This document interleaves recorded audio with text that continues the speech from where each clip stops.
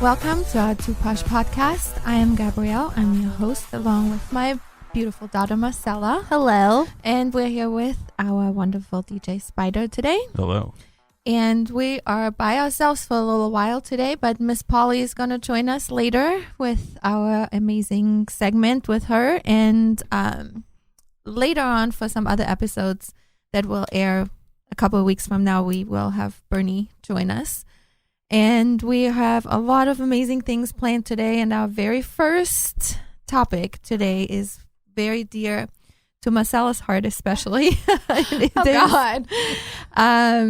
Parents who won't shut up about their kids and that brag about their children and that are in like a group of people.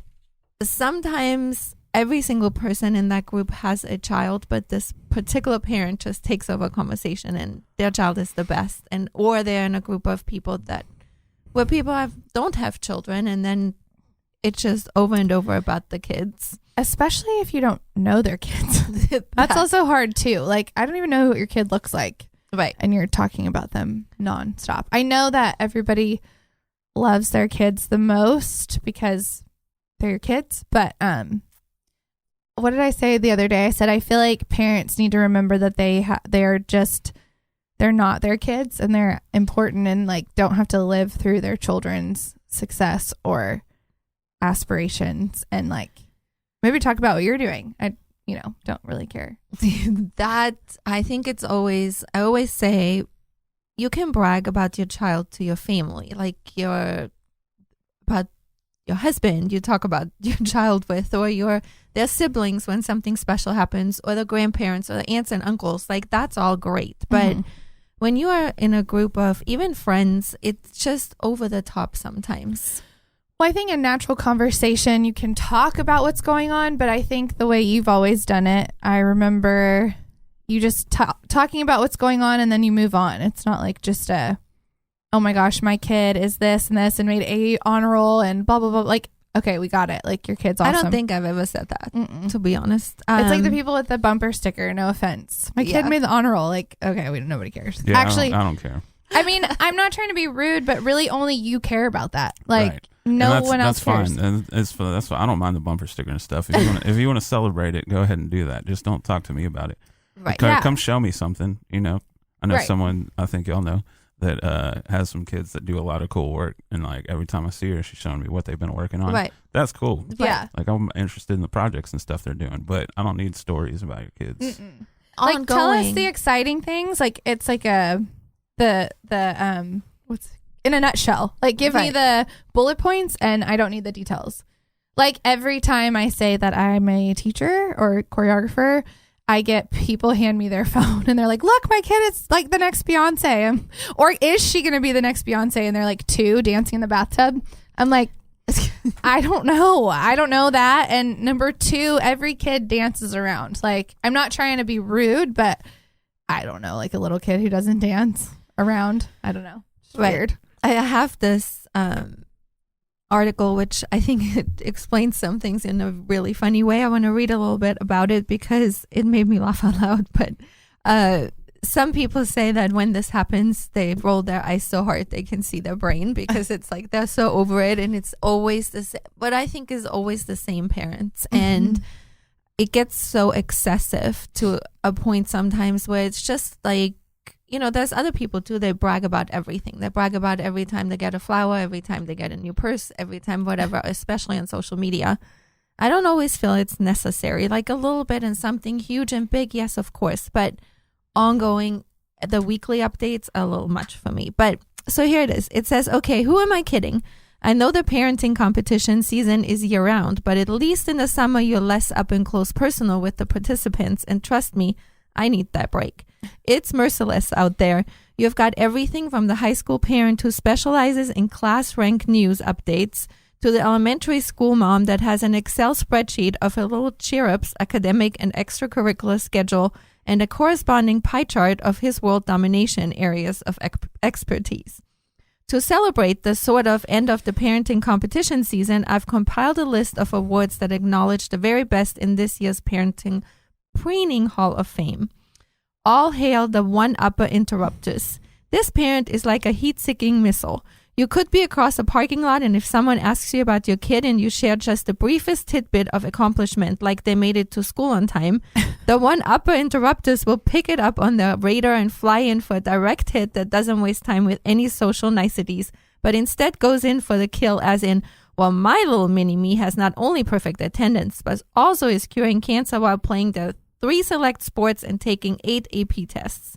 My only response is to dig through my purse for eye drops so I can lubricate my corneas from all the eye rolling that ensued. Well, I love too when people are, it sounds so mean, but people are like, well, I know, I just have never seen a kid at this age so advanced. And I'm like, you are the only one who's going to say that. You probably haven't been around that many kids. I know. I'm like, oh God, of course. I know that all parents love their kids the most, which you should, but man, it's just social media makes it over the top as well. They really do. And like I said, if someone has amazing accomplishments, then please tell us about it. I'm all for it. I like to see some things. Like I've seen some amazing performances of kids that I've loved to watch, and that's great. But it's the ongoing and the over the top. That's what we're talking about. Well, and the here. one upper thing. Yeah. Like if you say something about, and every kid is different, right? So you have some kids who don't get, like maybe academically or in whatever activity they're doing, they don't progress in that until a certain time. I think every kid, I've said this being a teacher, thrives on their own time. So if they're not a superstar at 9, maybe they'll be the superstar at 16. Sometimes when you're one-upping, you're making people feel bad about what their kids are doing or just comparing, or, well, my kid did this. Oh, well, my kid did this better. I think it's kind of rude to or fellow parents. Well, I read something actually on Facebook yesterday, and I think that this is such a great example because there was someone that actually talked about the struggles this child has had and the struggles they had gone through because they have ADD or whatever, and they're not on medication, and then they have guided them to actually conquer certain things, and they were always like a level behind on reading, but now they are actually going to go to the next grade where they are going to be completely on the level that they should be, and that is a huge accomplishment. I actually got teary when I read that. I want to hear those things. That is awesome. And like accomplishments are great. If someone gets into a former student of yours got into the school in Malibu, the college. What is it called? In California. Starts the P. Pepperdine. Yes. Unbelievable. So excited, so proud. Like those things, I want to hear that. It is just a nonstop, ongoing. Well, that's what I was saying, the bullet points. Like tell us the really exciting things. And then honestly, like I think that people need to watch Bad Moms. Like Bad Moms, the movie, and Bad Moms Christmas. Like I love how they just talk about that I think people just try to be so perfect all the time, and that every mom has to try to be perfect. And I think it's better to be honest that you're not. And I don't think, there's not a parenting book, and I don't think that every kid has to be where you think they should be at any time. I think that's always the best. I think that's why you like reading, like even that one, like knowing that you're not alone in the struggle and being more honest. It's just really exhausting when people just are nonstop, or maybe they talk about that and they never ask you about yours. Like, a conversation needs to go back and forth as far as banter. Right. I mean, that goes for anybody, but I think the kid thing might be over the top. So here's another one. If your kid has ever put on a shirt with a number on it, you're well acquainted with the sports fork. The spork is a sports parent so over the top that they need to stick a fork in it. Oh. Give you a spork so you can repeatedly stab yourself in an effort to alleviate your misery from listening to them. I feel like it would be a public service if every spork got 60 seconds of group adulation at the beginning of the year. And in exchange for all the parents repeating in unison, I get it, we all get it, your child is God's gift to 9-year-old soccer, volleyball, swim, baseball, etc. Dance. We would then be blissfully left alone from talking to the spork the rest of the sports season. If there is a reading log or a volunteer hour form to fill out, beware of the truthophobic. This parent just can't help from going a little rogue on the whole hour's accomplished detail. Maybe the remedial in their math skills, and simple addition has always been a problem. Or perhaps they don't grasp that most fundamental concept of 1 hour equals 60 minutes. Whatever the issue, all I know, based on 2 decades of parenting, is that the person that's fibbing on the elementary school summer reading log is also going to be massaging the numbers on the high school NHS volunteer sheet. That brings me to the whole, when you have to do projects in school, and these projects are given to the child to do, correct? Well, this is now a competition. All the parents do the projects for their kids so that their kid has the best project. I'm always like, what's the point of it? Who cares? I'm like, but I want my kid to do it so they can grow from it and get better at it and learn from it. It doesn't help at all if the parent is like over the top. But then that makes me feel like it's the parent living through their kid. Like they're competing for themselves. Like, go get a hobby. Let your kid do the damn project. And you go do something else. Like maybe do CrossFit if you need to compete. I don't know. Here you go. Dear Lord, hear my prayer and save me from the listicle parent. I don't know how to say that. Listicle? This mom or dad lives to share their child's stats.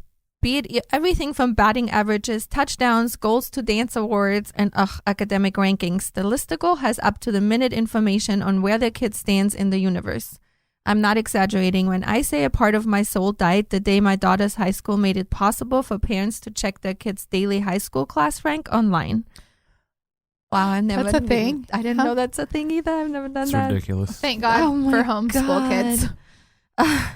I know we're standardized test-driven society, and who am I to call out venerable education institutions that use those tests to create money-making programs? The Duke parent, as in Duke Talent Search, not that there's anything wrong with that, and never mind that almost every kid I know has, at one time or another during their late elementary and early middle school career, gotten a letter from Duke about their talent identification program, believes everything they get in the mail.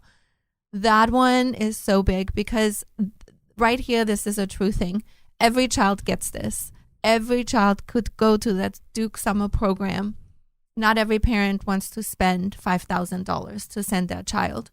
The ones that do then announce it to everyone, and the parents that can't afford it then feel less than, or their children feel less than, because this child didn't get that letter because Duke recognized them. It's just a money-making thing. Mm-hmm. And actually, I was just listening to Gary Vee the other day, who said that the day you allow your child not to stress over tests at school is the day that your child will be able to live and be free and actually become more successful, because that stress is almost hindering children. So that's another way to think of it. Well, you didn't ever make us stress. No, I'm not that parent. I never was. I always said, this is your school, this is your career, these are your grades. You have to be okay with that. But I'm also not a good tester. So that's not really fair. Some people can memorize stuff better than others. Not that they're even learning it, but can study something and have a better memory. Some people get nervous. I am so ADD. School was very difficult for me. I think now they have some awesome stuff for kids. But and half the stuff you're doing at school you're not going to use in real life unless it's a specialized field. Right. You need school if you want to be a doctor, a lawyer, an architect, whatever, an engineer, like all those things. We're not against school. We are just saying that some parents are a little over the top with it. Well, also your kids are super stressed. If you didn't notice, I mean, I work with a lot of children, and the stress of school and the stress that parents put on them as far as testing and grades and AP and all this stuff. Your kids are stressed out, just newsflash, and they have their whole life to be stressed later. I feel bad when like a 9-year-old has anxiety and stress. I'm like, what? Right. You should be like playing in the dirt or something. Why are you stressing? Well, here we have the 11 most annoying kinds of parents on Facebook. 11. Here is the gratuitous picture poster. We start with an old fan non-favorite, the mom or dad who posts way too many pictures of kids. Look, I get that becoming a parent is life-changing and you want to record and share your precious new addition with everyone. I myself have flooded your poor social media streams with roughly forbid food. This is the person writing. Because the internet needs more cat pictures and food portraiture. I actually, on Facebook, it's actually kind of fun to see the memories. Yes, and I actually feel I haven't done a whole lot of posting I at haven't all. either. And I sometimes have posted for my family in Europe. It's a great tool. It's like almost like a picture photo album that they can share your life with. And today it's not so critical anymore because you have WhatsApp and you have all these other things that people can connect more. But for me, for a while, it was great to share with all my family at home. I think that it's great when people like make a whole album. Mm-hmm. Like they make one post of an album and then you can either watch it or not. It doesn't matter if there's 100 pictures in it or Right. whatever. Once again, it's not the daily constant, oh my gosh, now my kid My wore baby a burped. yellow shirt. Yeah. Oh my gosh. People really actually do that. It's so annoying. I don't need the step by step. I do. I love seeing the new parent pictures, especially people I know. Yes, the babies. new babies and the new moms, and when you're pregnant and when you're announcing it. I think it's so great. All that is wonderful, but we don't need the "my baby pooped today" conversation. People actually do that. Yeah, I know. Why? I don't know. I need to get back on Facebook and post pictures of myself doing these things. Hey, I pooped today. I Just know, right? video of me burping.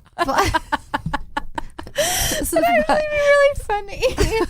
I mean, It's just too. We don't need the why? details. I guess. Or oh my gosh, please, I can't take it. Injuries. Ugh. Oh, well, that's hard for you. I can't because- handle it. I'm yeah. like, why do I want to see your scars or your bloody finger or your bloody? I don't know. I don't want to see that. I posted mine, so I can't really say anything. That was terrible. But I told you to not look at it for 24 I didn't look at hours. it, but then later on, you had it in a review thing, and you didn't warn me. Oh, well, sorry. But that's you. Some people like the injuries. I mean, I follow a what's it called? When you die and you have to Oh get. my- Oh, I yeah. follow an autopsy. I follow an autopsy lady on Instagram, so I love it. What's wrong with you? I have a terrible. sick mind. Wow. So here- injuries don't bother me. So yeah, this is really terrible because I'm about to read something that's so rude, but I'm reading it anyways. Uh-oh. Says the most annoying kinds of parents on Facebook, your actual parents. The good news is your parents have learned to work the computer. The bad news is the first thing they did was sign up for a Facebook account and friend you.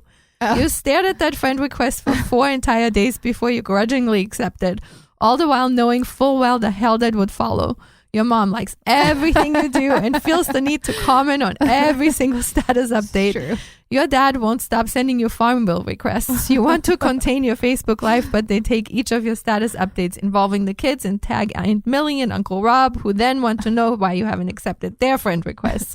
Mark my words, this will be the eventual downfall of Facebook. I I think don't it's think so. sweet. I I know. think you can always count on your mom to like something if Mhm. nobody else does. Or I don't know. I think those things are special because I think that's more for teenagers. Probably. But if I couldn't stress to teenagers enough, I would appreciate those likes and stuff because, one day you're going to wish that they were commenting. True. The misinformer. There's always an alarmist in every group, but give overprotective parents individual media platforms and you have a recipe for disaster when it comes to spreading misinformation about parenting topics. How many times have you seen a headline or a meme that says something like, warning, Facebook can steal your pictures if you don't post this legal copyright? Or the complete lie that was pedophiles being able to get to your kids via the Talking Angela app? Nope, sorry. It was just a talking app. I don't know. I'm missing something on there. The humble bragger. Regular braggarts are not on this list because it's social media and part of the deal is to brag. I'm a reasonable guy. But the humble bragger is a horse of a different and far more obnoxious color. It's douchebaggery masquerading as self-deprecatory humor. Deprecating? Yeah. Self-deprecating. It's a I can't say it. It's still not self-deprecatory. You say it. You're damn close. You say it. Spider knows it. I know it. I don't know anything. You do always. Deprecatory. Oh, see. She did it better. Humor. Human, it drives me bonkers. Things like I honestly envy the parents with kids who aren't in the gifted and talented program. Junior has so much extra work and traveling to the local university for college level classes is really cutting into his all-star equestrian practices. But hey, Jeez. YOLO, right? At least a run-of-the-mill braggart is an asshole out in the open and doesn't feel the need to be a passive-aggressive dillweed about everything.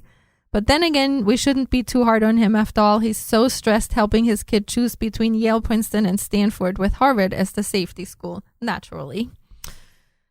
The one-upper. Anything you or your kid can do, the one-upper in his or her pregnancy can do better. I understand you wanted to celebrate your 1-year-old taking his first steps, but that's just not how Facebook parenting rolls. Instead of congrats, that's awesome, you get something like, hey, he finally did it, huh?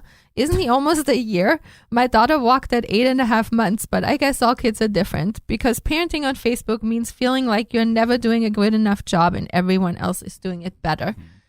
I actually read something so horrifying the other day on Facebook where this beautiful, beautiful mom posted a picture of her being pregnant and like her tummy, and she's so proud of it. And it was so sweet for someone else to actually post underneath, oh man, I never actually showed that early. You're lucky that you showed that early. It was basically like such a dig, backhanded dig, like telling her like she was big or something. I don't even know what she meant. It was so rude. I never understand the backhanded comments. Like, what didn't we learn from Bambi years ago? If you can't say something nice, don't say nothing at all. And that goes for the backhanded. You know that's rude. Yeah. Or I don't know if people are just so insecure they have to say something like that. Everything's a comparison now. Everything. It's like everything I see on social media is if you want to talk about some musician, you got to compare him to someone else. And it doesn't work that way. That's the way everyone like figures things out now. You got to compare it to something else. I hate that. I know. I really do. We're actually doing its own episode about this later, but this is funny. The too cool for parenting parent. I almost named this one the hipster parent because it seems there's always one parent on your friend list who thinks he or she is too cool for the rat race that is parenthood, while most of the parents you know, yourself included, are mired down in explosive diapers, babies who never sleep, and a Chicago Cubs level drought when it comes to sex. This clown seems to be doing everything but taking care of the kids. There were the pictures of their kidless vacation to Cabo, the dinners at the fancy restaurants every weekend. Who's watching the kid? And somehow managing to train for and complete an Ironman. Seriously, where are the children?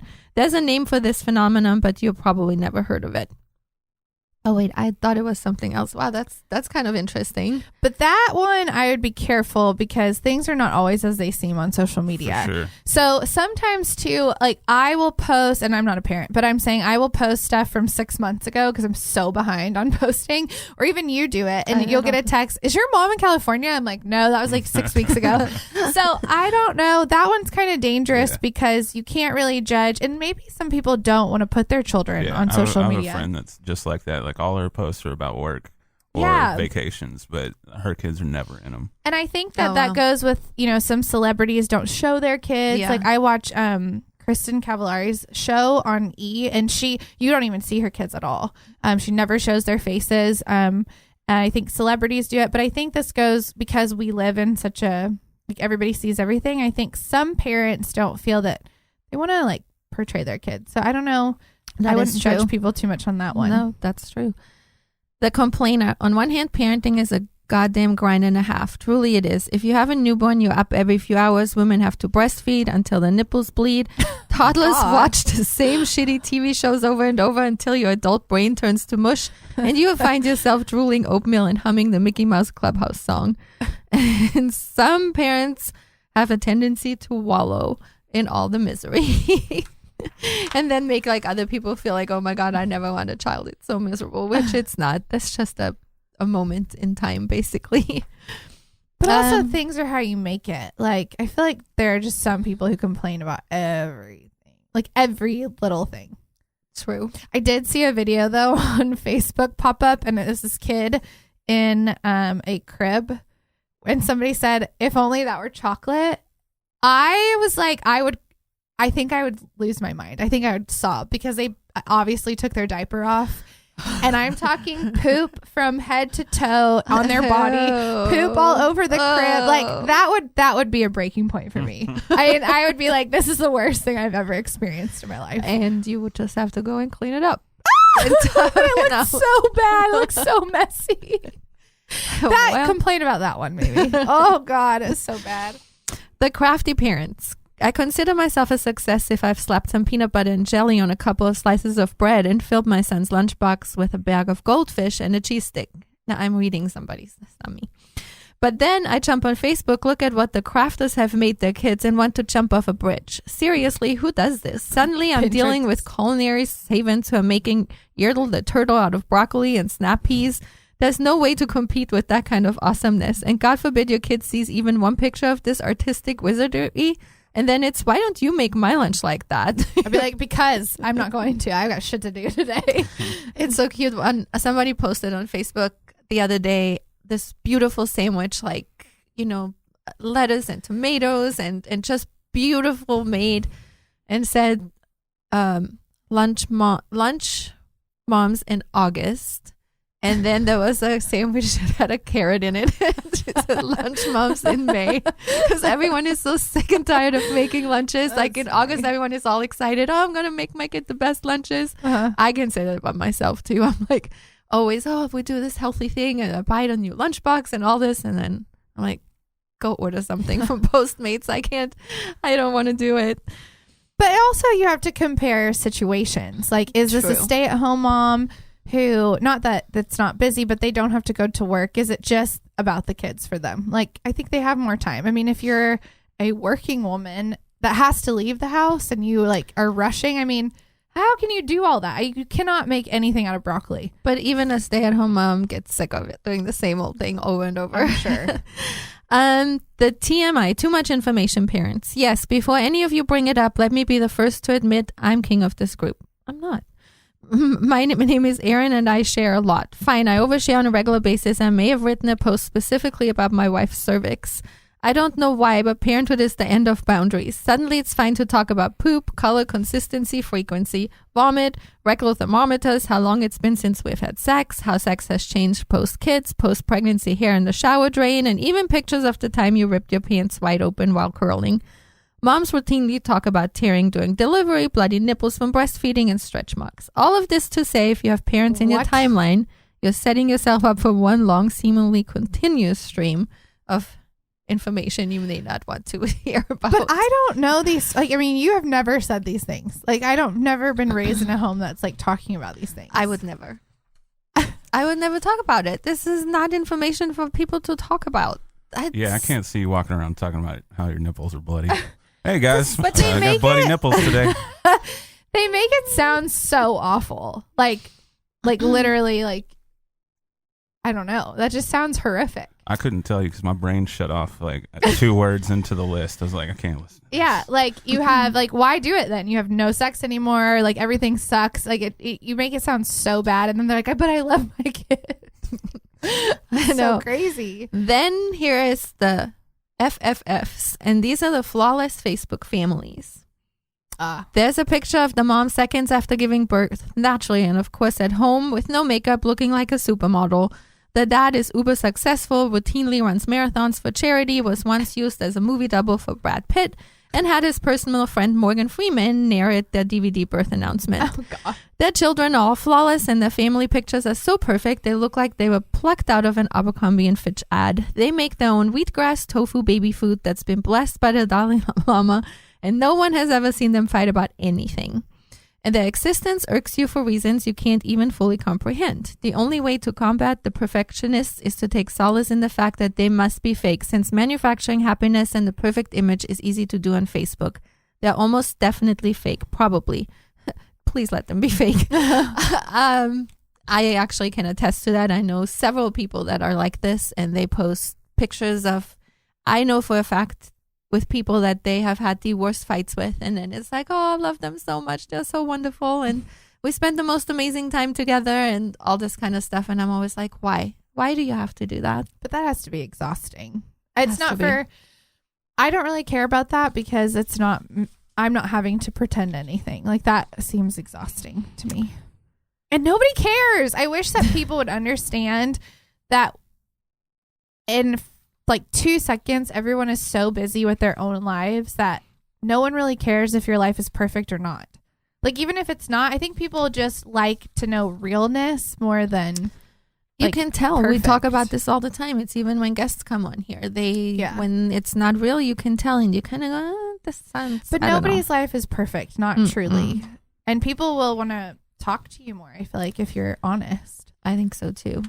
I mean, I feel like sharing your whole life is much better than just sharing the highlights of your life. Like sometimes, I mean, we all go through hard times and rough times, and the more honest you're about it, people will relate to you more. I mean, some people might go, oh, yes, I'm glad she had that time, but that doesn't mean people. But regular, normal people, they don't mind. So, do we have anything else? Do you have anything, Spider? I don't. He's like, no. Well, on that note, we have to have our penis and pussy talk with Miss Polly. We get to talk. So at the end of the day, parents, just be humble when it comes to your kids. Humility doesn't die with your children. Yeah, exactly. When they come along. Yeah, right.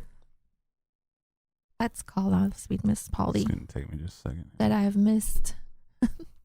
I even miss editing the shows without her in it. Oh, yeah. All right, good. We got enough battery power to do this. Yay.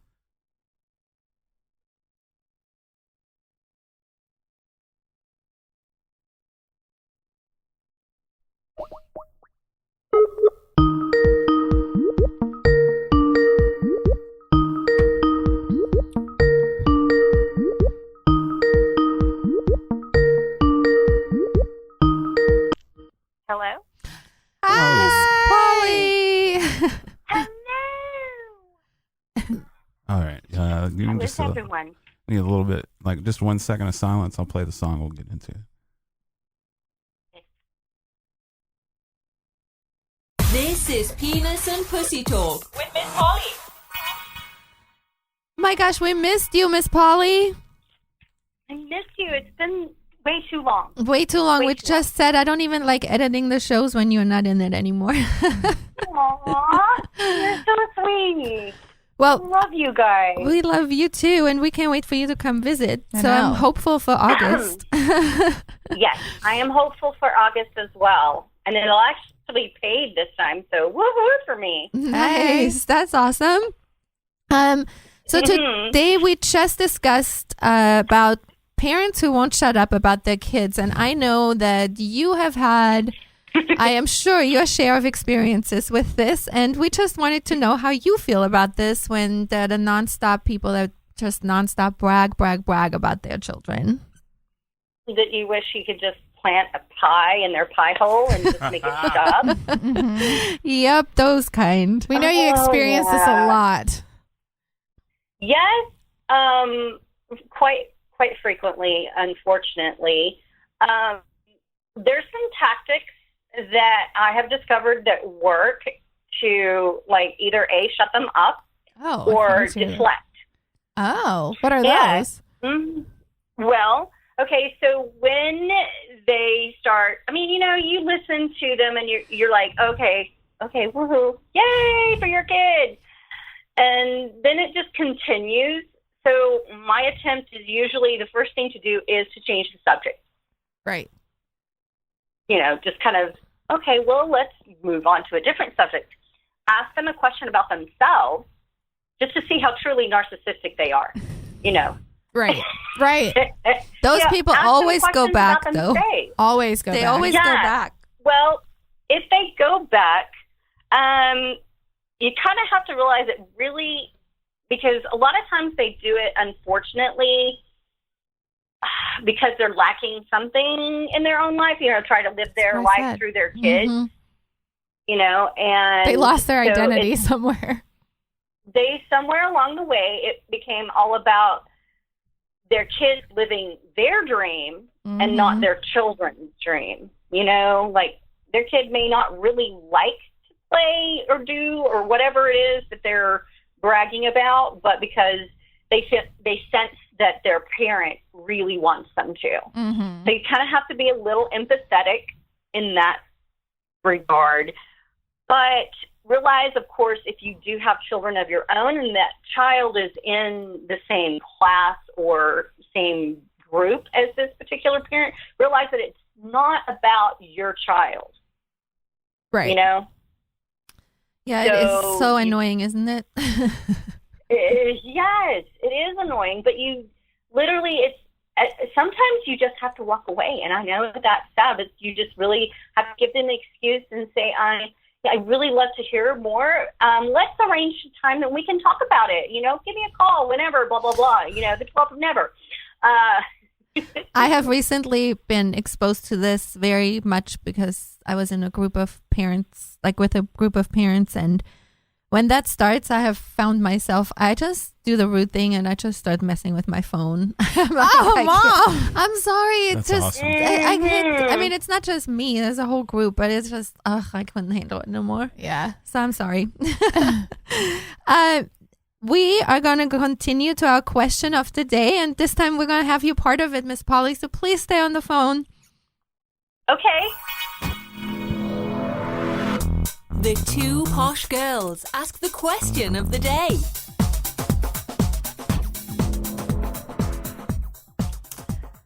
The question of the day today is, how do you feel about clowns?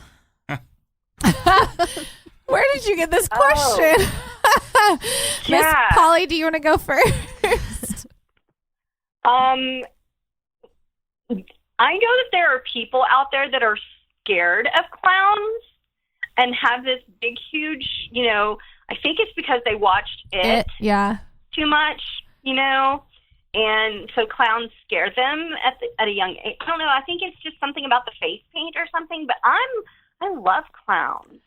I guess I went to Barnum and Bailey Circus when I was really young, and I watched them get out of a car and do stupid things, and I was just fascinated. I love clowns. Maybe not it, but yeah, I'm not if I see one, I'm not terrified. I mean, a scary one will scare the shit out of me for sure. I am scared of the scary ones, right? But I think there's something creepy about them. A little bit. You have always said that. Yeah, they just are creepy to me. They're funny with that face on, and then I feel like outside they're scary. I don't know. I feel the same as Miss Polly. I have always loved clowns. I grew up in Austria where we had the real one ring circus that would come to town, and we would go there and we would actually go and we would meet these performers in person, and I think it was so cool, and I actually got to watch them put their faces on, and it was always fascinating to me. I never understood the thing about creepy or ugly. They give or me scary. The creeps in my skin. I feel like I have goosebumps thinking about it. Well, I think that they took something that was fun and goofy, and then thank you, Stephen King, for just ruining it. See, I never watched that, so I have no idea. I did. I loved that clown too, though. Spider, how do you feel? You love them all. Yeah, they're very creative, man. Right. They can do so much with the paint on their face. And are you on the even the scary ones? Isn't there's a clown dating app, right? No. Oh yeah. I found. What? I don't know if it was an app, but there was definitely a website. It was like clown. I don't want to clown date. dating. I don't want to date a clown. Not necessarily. No. No one in your former profession ever had you do anything weird like clowning? Yeah, role play. But Miss Polly used to be a dominatrix, so that's why Spider is asking her this. No, never had to dress up as a clown, or they never wanted to dress up as a clown. Thank goodness. No clown role play. I would have put a hard no on that. Oh God, no. That's pretty funny. I just feel like they're all sad underneath. That is the truth. Some of them are. Some of them are. I think it's the comedian thing. The funniest people sometimes are the saddest. Right. And then it makes me feel sad, kind of. For clowns. Yeah. Well, it's that weird. could be their therapy, though, It could be. Could be. I mean, I love them when they're with their big shoes and they fall all over the place and they do all this dumb stuff. It's funny. I hate it. I don't like the sad clown. I don't like sad clowns I want either. the happy clown. I'm creeped out by it. I try to go with you guys, and I'm like, no. I feel it in my skin now. Oh my gosh. All right, you guys, thank you so much, and we're gonna wrap up the show. And I guess for everyone to get out of, please share your children's big accomplishments, share all their accomplishments with your immediate family, and have conversations that include other people's children as well when you're in a big group. And it's just more like common decency in a conversation. Like, let's go back to how a conversation's supposed to go and maybe just don't take over. Right. I mean, if your kid wins an Oscar, like, let's all be excited. Gosh, yes. But, like, you know what I mean? I'm not kid hating. I work with a lot of kids and I'm with a lot of parents. It's just that we're talking over the top. Like, I'm so proud of Jenna right now, one of Jolie's best friends. She has a single on the Disney charts, and I am like, I want everyone to vote for her because this is a huge thing. Yeah. My gosh, so proud, and please share that with us. But yeah, we don't want to get it twisted. We're not like parent kid hating, but we're definitely we're talking to the extreme here. So all right, everyone, have a wonderful yes. We will call you in the next episode, Miss Polly. Thank you so much. Love you. Absolutely. Thank you for listening, everyone.